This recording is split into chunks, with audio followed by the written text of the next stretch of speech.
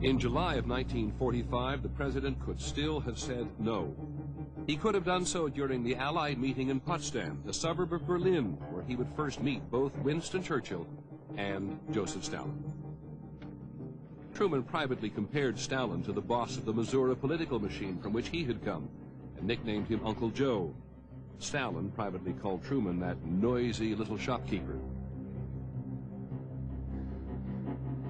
The Allied leaders knew they had to deal with one another in the world after the war. Truman had postponed their meeting until he was pretty sure he had the bomb.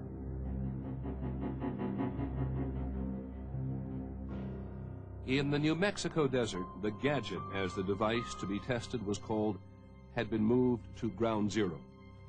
General Groves was pushing hard to test the plutonium bomb. If it worked, the United States could produce half a dozen or more, creating a nuclear arsenal, and giving President Truman enormous power in his dealings at Potsdam. At Potsdam, the president writes in his diary about his first meeting with Stalin. We had lunch, talked socially, put on a real show drinking toast to everyone, then pictures made in the backyard. I can deal with Stalin.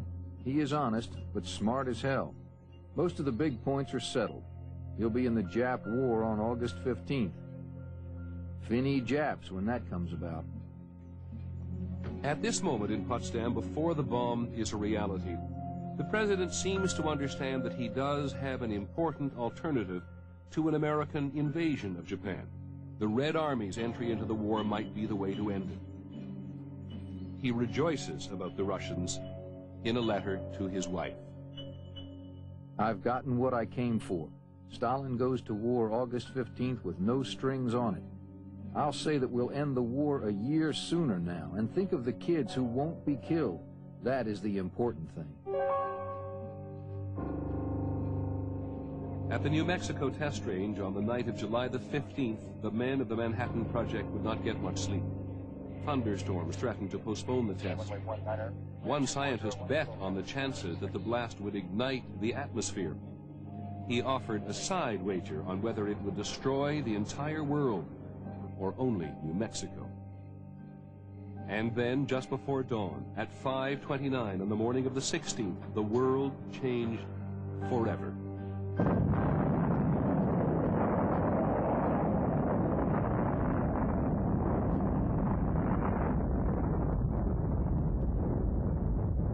New Mexico sent a coded cable to Potsdam.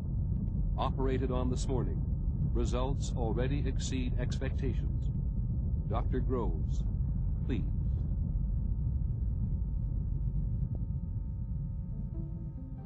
For President Truman at Potsdam, this was newfound power. James Burns called it the gun behind the door. There was now no longer a need for politically damaging concessions to the Japanese. And overnight, no more need for Stalin and his Red Army. Stalin doesn't know it, but I have an ace in the hole and another one showing. So unless he has 3 or 2 pair, and I know he does not, we are sitting all right. James Burns went to work immediately on the draft ultimatum to the Japanese. He took out warnings about the Russians and the bomb, and he erased the crucial language suggesting the possibility that Japan might keep its emperor. One gets a sense from these actions, interventions by Burns, and the acquiescence in it by Truman, that they are of a mind, I agree, that as Burns put it at one point, as recorded in his aide's diary, that the point is to get the war over as soon as possible so that the Russians, the Soviet Union, don't get in so much on the kill of Japan. President Truman's diary raises the question of just how much he understood at the time. This weapon is to be used against Japan between now and August 10th. I have told the Secretary of War, Mr. Stimson, to use it so that military objectives and soldiers and sailors are the target, and not women and children. In fact, the target committee had made the decision to drop the bomb in the center of a city. Again, the president.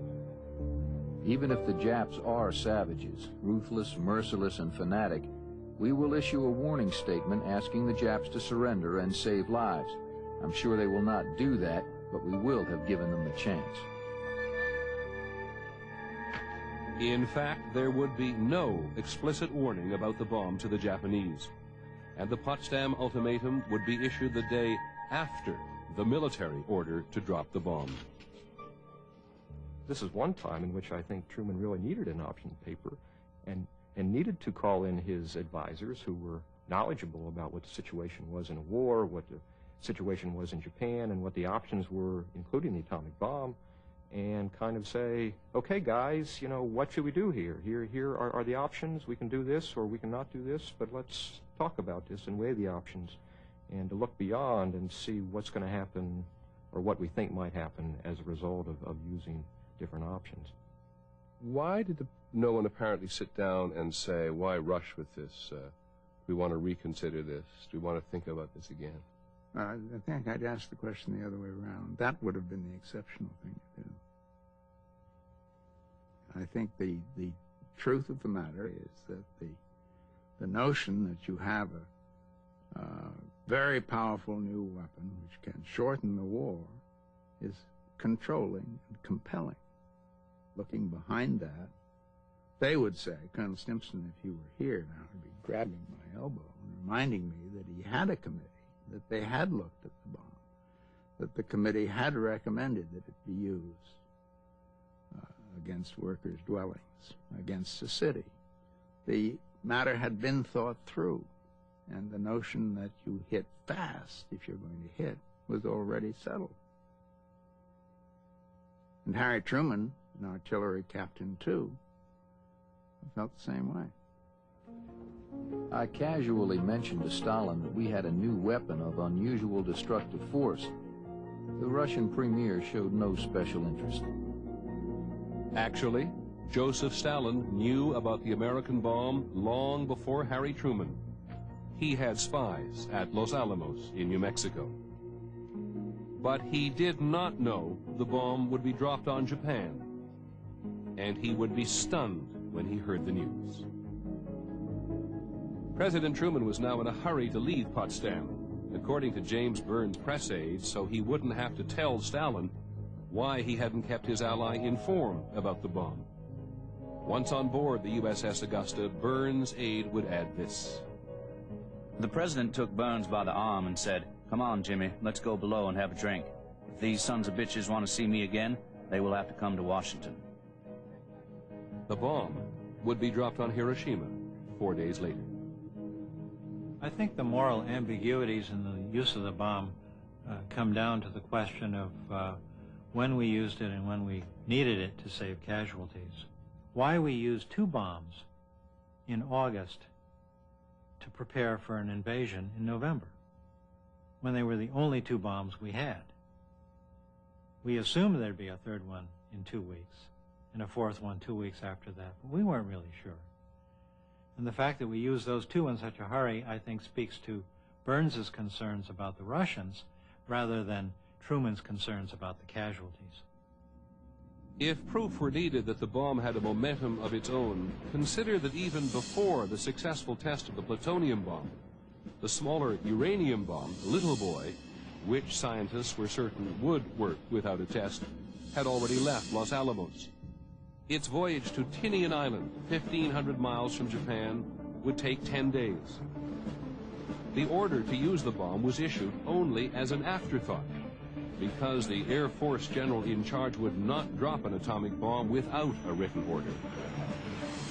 The 509th will deliver its first special bomb as soon as weather will permit visual bombing after about August 3rd, 1945 on one of the targets. Additional bombs will be delivered on the above targets as soon as made ready by the project staff. President Truman would later claim that he gave the order to drop the atomic bomb only after the Japanese rejected his Potsdam warning. The truth is that the order to drop the bomb was cabled from Potsdam the day before, and the president did not sign it. There's no reason to believe Truman ever saw that order. He would later say in his memoirs that he consulted with the Joint Chiefs of Staff and then had the order drawn up. There's no record at all that he ever met with the Joint Chiefs of Staff. So he may never even have seen the order. There's no indication that it was shown to Truman. It was not, his approval was not asked. The order is written by General Groves and signed by Colonel Stimson. In it, Groves gives himself full authority to use atomic bombs repeatedly as soon as they can be made ready. August the 4th. On Tinian Island, the crews chosen to fly the Enola Gay mission are briefed. No one mentions the words atomic bomb. Bob Caron, the tail gunner, would remember it this way. There were a lot of scientists with us. They had some movie film, but the projector broke down. But they had some slides. We knew it was going to be something big. And we saw pictures of the test explosion at Trinity site in Alamogordo. It was just still pictures and slides, but it was breathtaking. The only way you could think of it was, what the hell is this?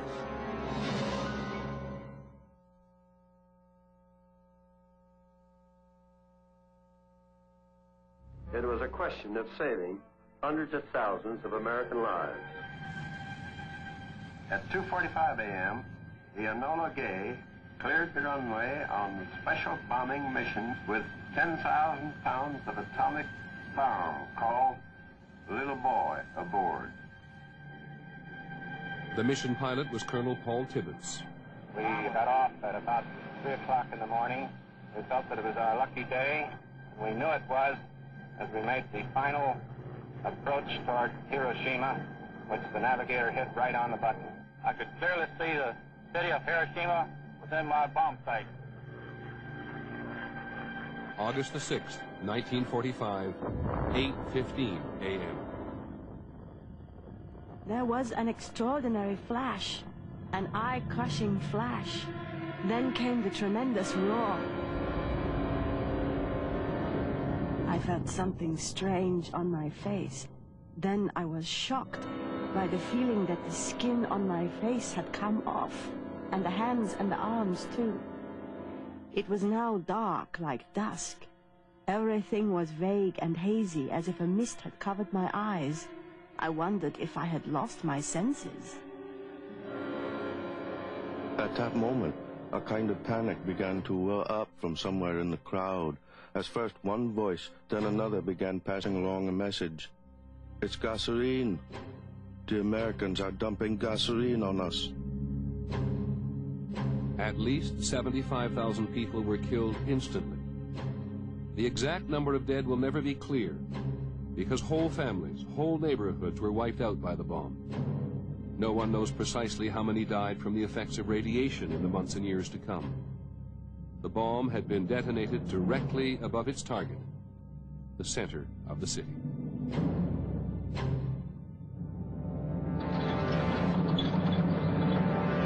Two days later, more than 1.5 million Red Army troops attacked the Japanese forces in China. Stalin rushed to get into the war before the new weapon could end it. The Japanese were no match for the Red Army. On Tinian, the plutonium bomb, Fat Man, was being made ready. The second atomic bombing had been scheduled for the 11th of August, but bad weather was forecast over Japan, and General Groves wanted to make sure that the plutonium bomb was field tested before the war was over.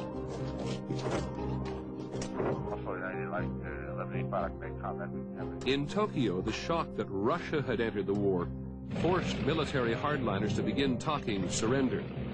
They were still arguing on the morning of August the 9th. At 11:02 a.m., the second atomic bomb was dropped on Nagasaki.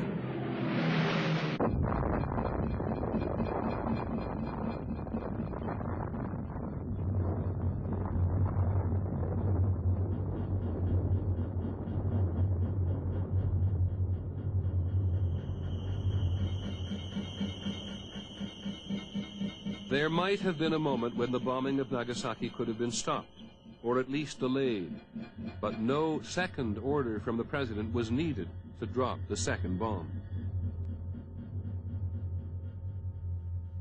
The first one had been dropped. The second one had been dropped. We knew we'd have another one in a couple of weeks. And before he heard the response of the Japanese about their surrender, he said, "Don't use that third bomb. I don't want to kill any more women and children." In that sense, Truman finally confronted the reality of the bomb.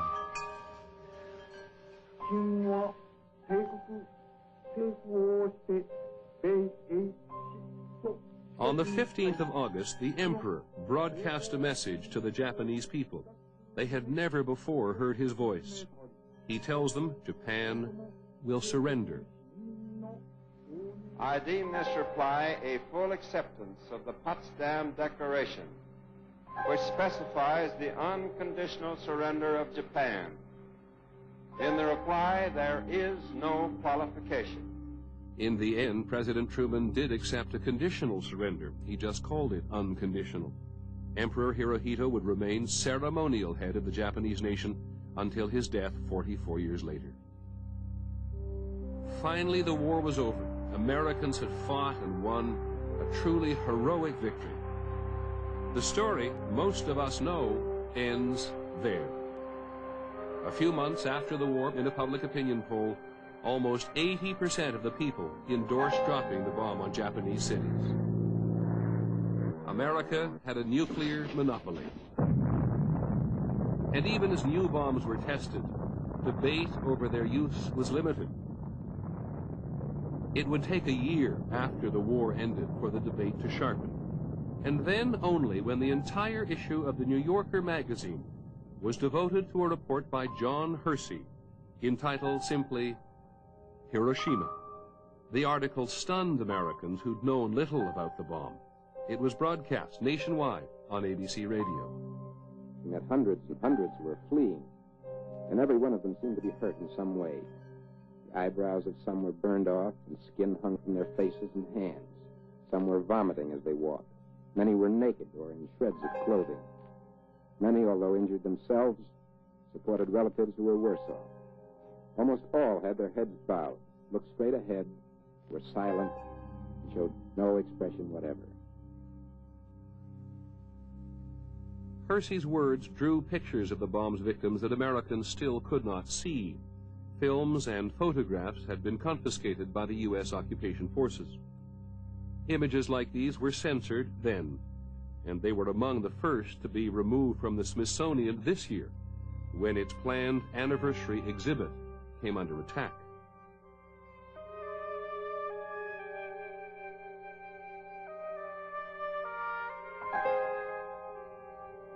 In 1946, facing a rising tide of questions and criticism, the atomic decision-makers would feel obliged to rewrite history.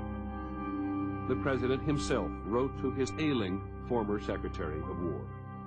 There has been a great deal of conversation about how the conclusion was reached to drop the bomb, and there has been some indication that the decision was arrived at hurriedly and without consideration. I think you know the facts of the situation better than anybody, and I would like for you to straighten out the record on it. And so Colonel Stimson was recruited to lend his name and reputation to an article putting forth the official view of why the bomb was dropped. The article claimed the atomic decision was, quote, carefully considered, and offered little hint that Colonel Stimson, at least, was haunted by the civilian deaths. That article appeared in the February 1947 issue of Harper's Magazine. It was arguably the most significant magazine article to appear during the history of the Cold War, because it took what had been a growing debate over the decision to use the bomb on Japan and really cut it short. The most enduring single fiction to grow out of the Harper's article was the notion most of us have long believed, that 1 million American lives were saved by the bomb. There is no documentary evidence as to where the number came from. McGeorge Bundy, at 26, was the ghostwriter for the article that appeared in Colonel Stimson's name. If you read it carefully, what it says is, if the war goes on to a point where we have to make the landings, I was informed that we could expect up to 1 million casualties, something like that, not deaths, casualties. So that's nothing but his picture of the worst that could happen if we can't get this war ended. It's not a claim that there would have been 1 million casualties. In 1952, in a letter which became part of the official Air Force history of the war, President Truman revised his estimates of American casualties upward until they too matched the 1 million first cited in the Harper's article.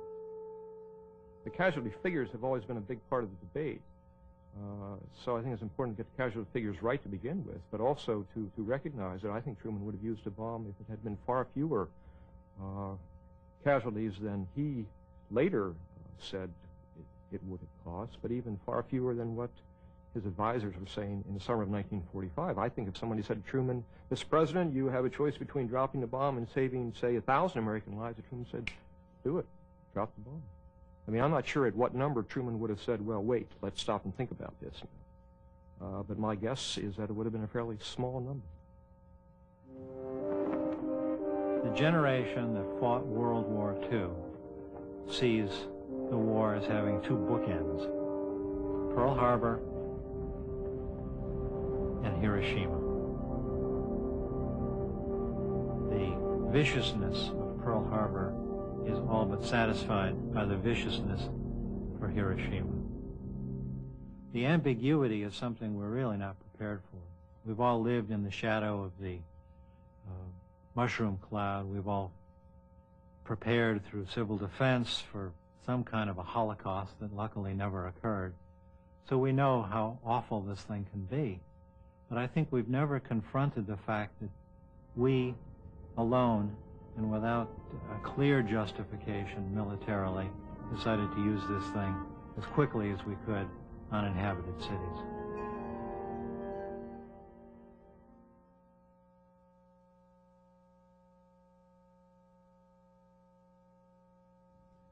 The controversy about using the bomb is not going to be put to rest in this anniversary year.